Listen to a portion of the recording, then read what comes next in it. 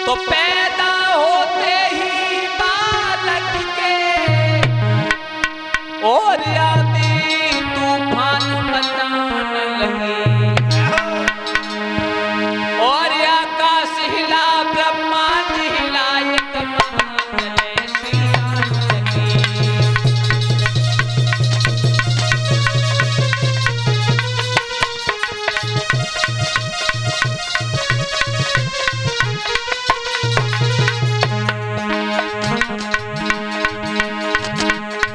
उस राक्षस का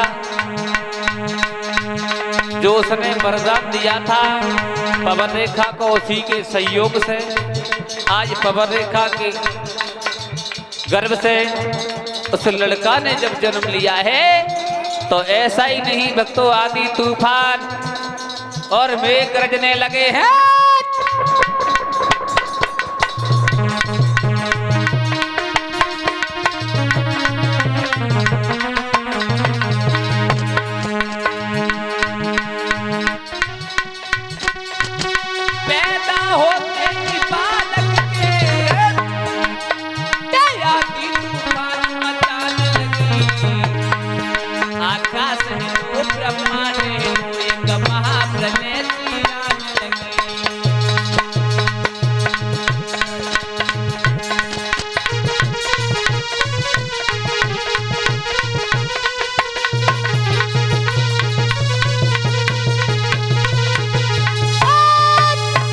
आज उसी समय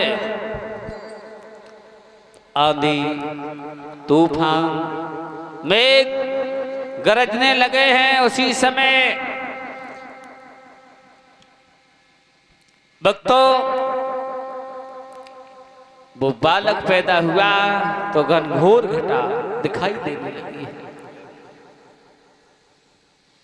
उसी समय गर्गाचार्य ब्राह्मण को बुलवाया है महाराज ने और उग्रसेन ने उस बच्चे का नामकरण संस्कार करवाया है। तो इसी विचारधारा के अनुसार उस बच्चे का नाम गर्गाचार्य ब्राह्मण ने कंस रख दिया। यहाँ से भक्तों कंस का जन्म हुआ है और कंस जब ये धीरे धीरे बड़ा हुआ है तो ये कुछ बच्चों में खेलने के लिए जाता है।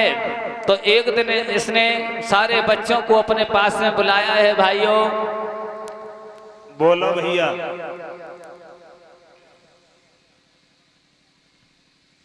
तुम्हें मालूम होना चाहिए क्या कि हमारे पिताजी कौन है और हम किन के बेटा हैं? पता है महाराज, आप उग्रसेन महाराज के बेटा हो महाराज कंस। उनके बेटा है। चलो घर के कोई खेल खेलेंगे। चलो। आज कंसराज उन बच्चों को ले जाता है और ले जा करके यमुना के किनारे पे जाता है तो किसी बच्चे को यमुना में फेंक देता है, किसी का पैर तोड़ देता है, किसी की आंख को फोड़ देता है। नाना प्रकार से उग्रसेन के पास शिकायतें जाने लगी है। एक दरबार में पहुंचा है, जवाब दिया है महाराज की जय हो। जवाब दिया है महाराज तुम्हारा बेटा बहुत अत्याचार करने लगा है। जवाब दिया है आज ही अपने बेटा कंस को बुलाऊंगा, कोई बात नहीं है, आप अभी है नहीं, खेलने के लिए गया है। और इधर कंस भक्तों खेलने के लिए दूसरे दिन फिर पहुंचो है। जवाब दो भैया। हाँ भैया। इतने आओ, बताओ। जब ता तुम्हारी मैया ने जो का बनाओ।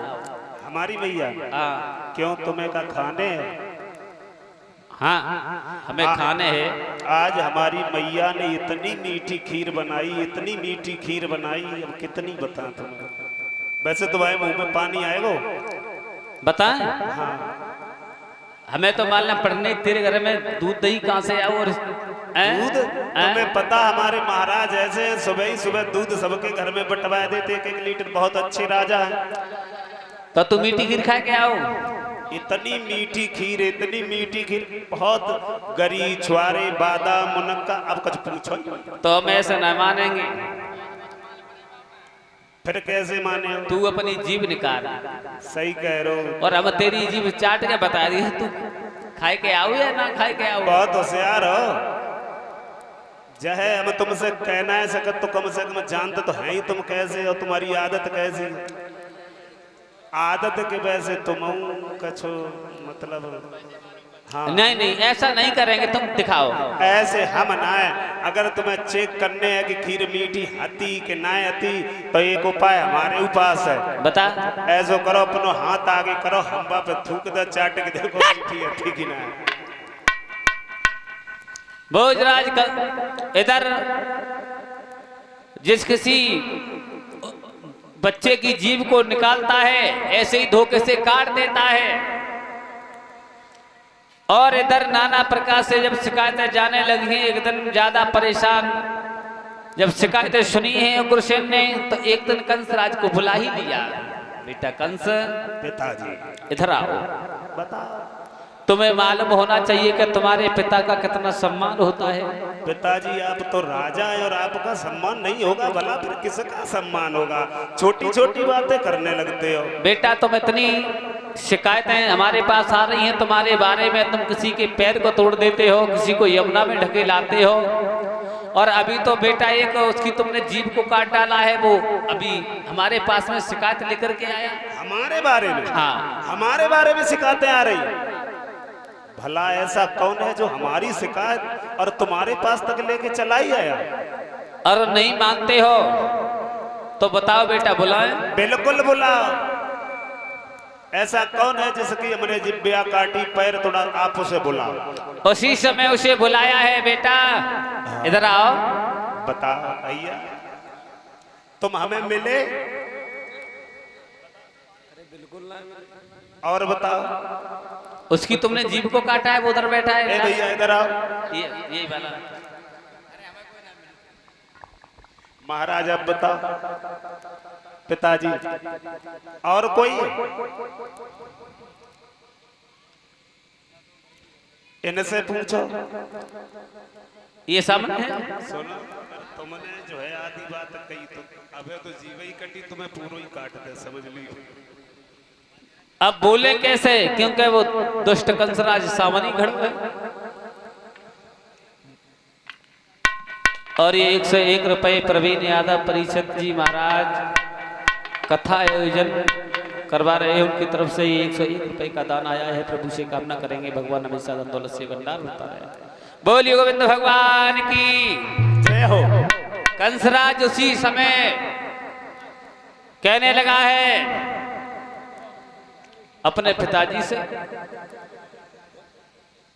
पिताजी बोलो। अब आपका ये संशोधन हो गया कि हमने किसी के साथ कोई बदतमीजी नहीं की। बेटा हाँ, मैं इसलिए तुम्हारे पास शिकायत लेने के लिए जब हमारे पास आते तो हमने तुम्हें बुलाया, और तुम्हें नहीं मालूम है कि ये शासन कैसा है। शासन में इतनी अच्छी तरह से चलाते हैं, हमें ऐसा मालूम पड़ता अब तुम्हारे ऊपर। और तुमने मेरे शासन की धज्जियां उड़ा दी हैं बेटा।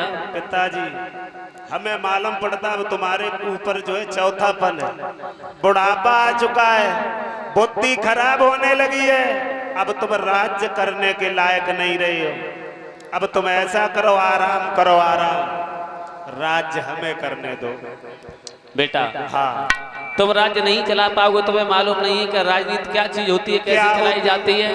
क्या होती है बताओ। तुम्हें मालूम होना चाहिए शासन ऐसे नहीं चलाया जाता है। कैसे चलाया जाता है? जैसे तुम्हारी अभी कितनी शिकायतें आने लगी हैं मेरे में शासन करने के लिए, अकल चाहिए, बुद्धि नाम की तुम्हारे पास चीज नहीं है। पिताजी रुको।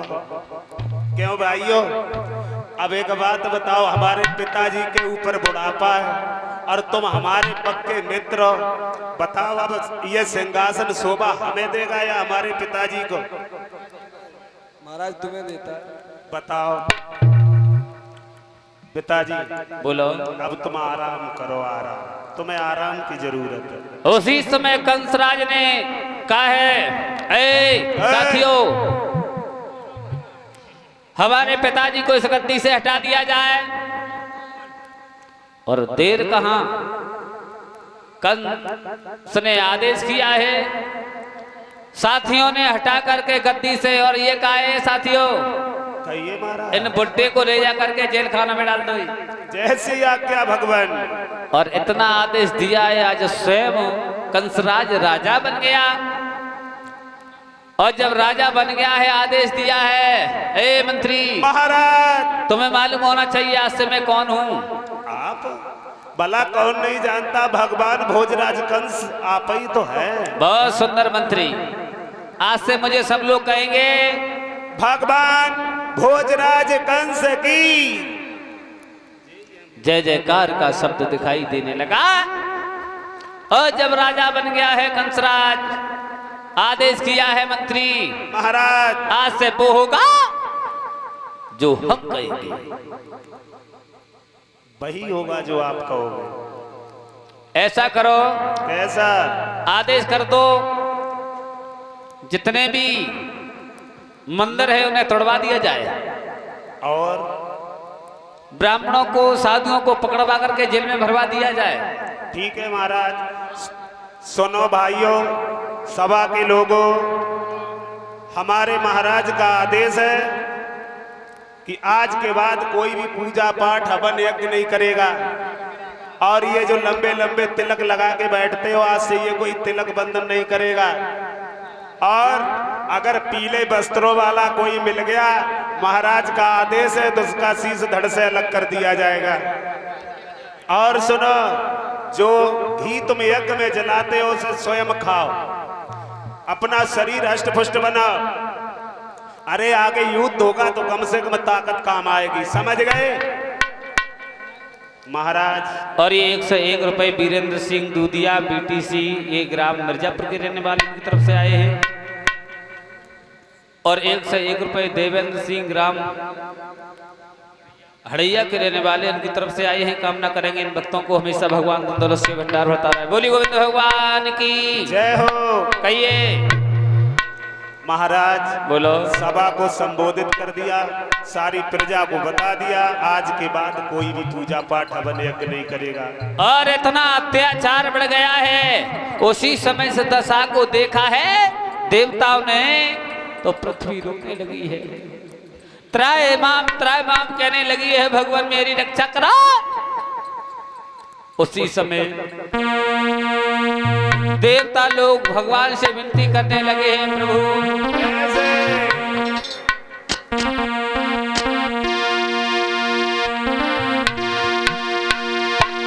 कटेन सुनो इनकारी, और वो पे भीड़ पड़ी असमानी, तेरा सुनो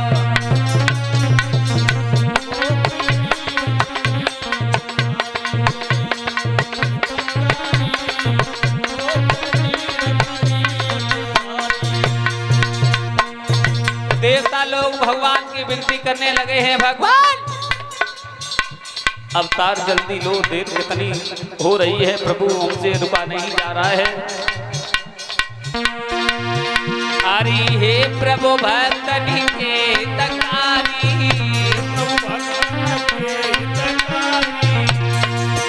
अरे हे प्रभु भक्तनी के तकारी, हम सब आए शरण तुम्हारी, सुनो मेरी असुरानी, वो पे भीड़ पड़ी रे अति भारी, तेरा सुनो तकारी।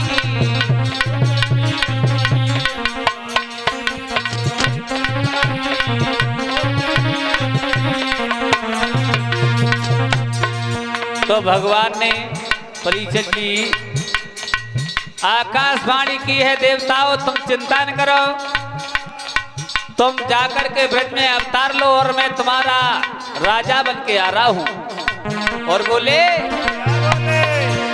अरे तुम भी जाओ भूमि पे, धरो यादवी रूप, अरे तुम भी जाओ भूमि पे, धरो यादवी रूप, अरे आऊंगा या तुम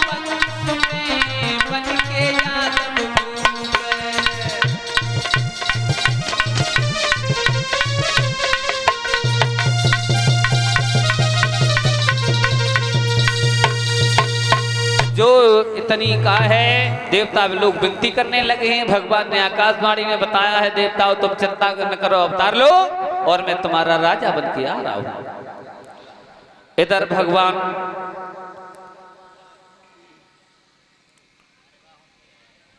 और इधर कंसराज इस मथुरा नगरिया में जब अत्याचार करने लगा है, राजा बन गया। तो एक दिन कंसराज ने कहा है, भाई मंत्री एक बात बताओ। पूछो महाराज। अब हमारे अंदर कोई कमी तो रह नहीं गई।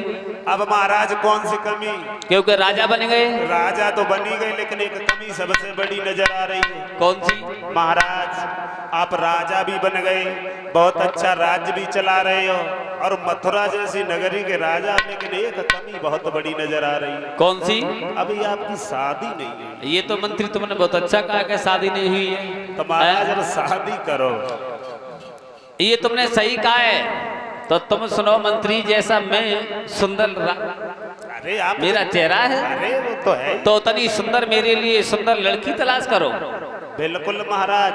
अब ऐसा करो, आप इतने बलशाली राजा हो और सुंदर लड़की एक नहीं बल्कि दो बाजी हाँ एक नहीं दो। महाराज आकर आपका मंत्री हूँ, पहले ही से आपके लिए जो लड़की देख रखी।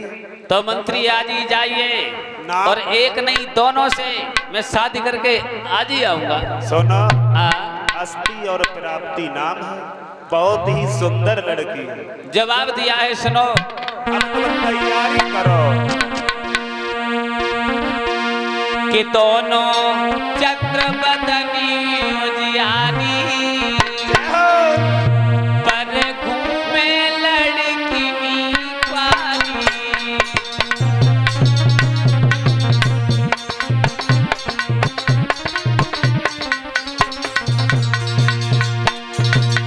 दोनों चक्र बदनी उजियारी पर घूमे बिटरिया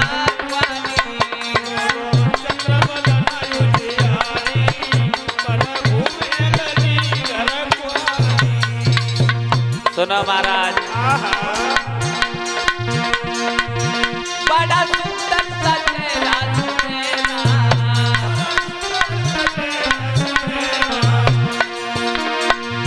तब के चंद्रमा साजेला, नाता नहीं उमर की है बारी, पर घूमे लड़की वाली।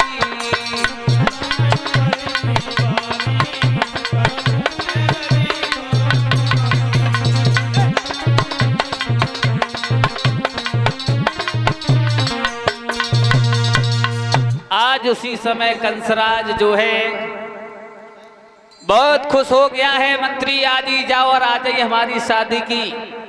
महाराज जाओ ना, हमें जाना पड़ेगा। बिल्कुल। और का शादी हम करके ले का तुम्हें जाना पड़ेगा। कोई बात नहीं, तो आज मैं जा रहा हूँ। ऐसो करो, हमारे संग ही चलो।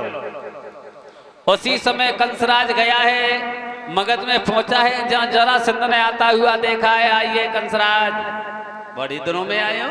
एक बात कहें, हाँ पहले बोलने का तहजीब सीखो। क्या कहा कंसराज? तुम्हें मालूम ही नहीं, दुनिया के लोग हमें भगवान भोजराज कंस के नाम से जानते हैं और तुम ऐसे बुला रहे हो कि जैसे। अब कुछ ज्यादा नहीं बोलेंगे। ए जरासंध, बोला। आप हमसे कह रहे हो कंसराज? जवाब दिया है, मगध के जरासंध बोले हैं, कंसराज बोला। तुम यहाँ चले आए हो, कोई बात नहीं है, आओ बैठो। किस लिए आए हो? आए तो मतलब से ही है, और बिना मतलब के आजकल कोई कहीं जाता है? ये बोलो बोलो। हमने सुना तुम्हारे आंगन में 2 लड़कियां हैं, बहुत। ए कंसराज, आप तो नाराज हो गए। नाराज ठीक हो गई। आप राजा हो गए तो उस मथुरा के, इस मगध के नहीं। सुनो, उठाया और चले आए। देखो, मुंह देखा है? जरासंध, अगर ऊंचे सुर में बोलोगे तो अच्छा नहीं होगा, और शादी तो तुम्हें करनी होगी, क्योंकि हम आए हैं तो शादी करके ही जाएंगे, ये तो तुम जानते ही हो। इसलिए आज नहीं तो कल शादी तो तुम्हें करनी है। सीधे मान जाओ। तो कंसराज एक शर्त है हमारी। बोला कोई बात नहीं, शादी आज नहीं तो कल हमें करनी है, मगर हमारे यहाँ पर एक हाथी है कुबलिया पीड़, उससे आपको युद्ध करना पड़ेगा। ये बात मानी। अब आए तो बोला कहाँ है कुबलिया पीड़? हाथी बोला। हाथी को बुलाया गया और उसी समय हाथी में और कंसराज में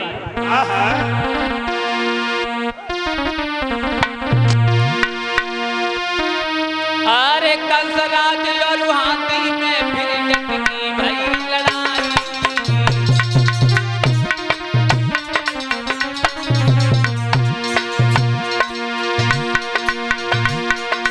एक कंसराज और हाथी में फिर डटकी भई लड़ाई।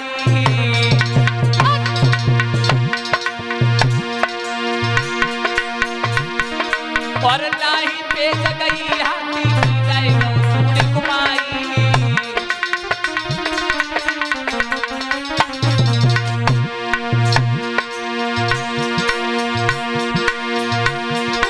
महाराज कंस पे हाथी गौ है हारी और हुई मजबूरत जरा समय नहीं भावने चार। सोई दुल्हन मन के दो बिटियां ससुरे में आई है। सोई दुल्हन मन के दो बिटियां ससुरे में आई है।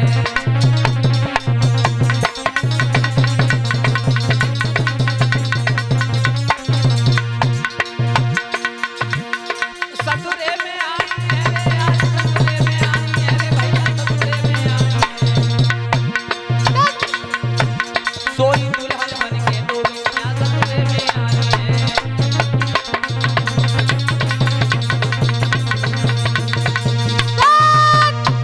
आज उसी समय जब हाथी में और कंसराज में युद्ध हुआ तो कंसराज ने उस कुबलिया पीड़ हाथी को हरा दिया है। और जब हरा दिया उसी समय जरासंध ने अपनी दोनों बेटियों का विवाह कंसराज के साथ में कर दिया है और कंस उन्हें लेकर के मथुरा नगरी में चला आया। और साथ ही साथ वो जो कुबलिया पीड़ हाथी था वो भी दान में दे दिया। और लल्ला जब चलो आओ रहने लगे इधर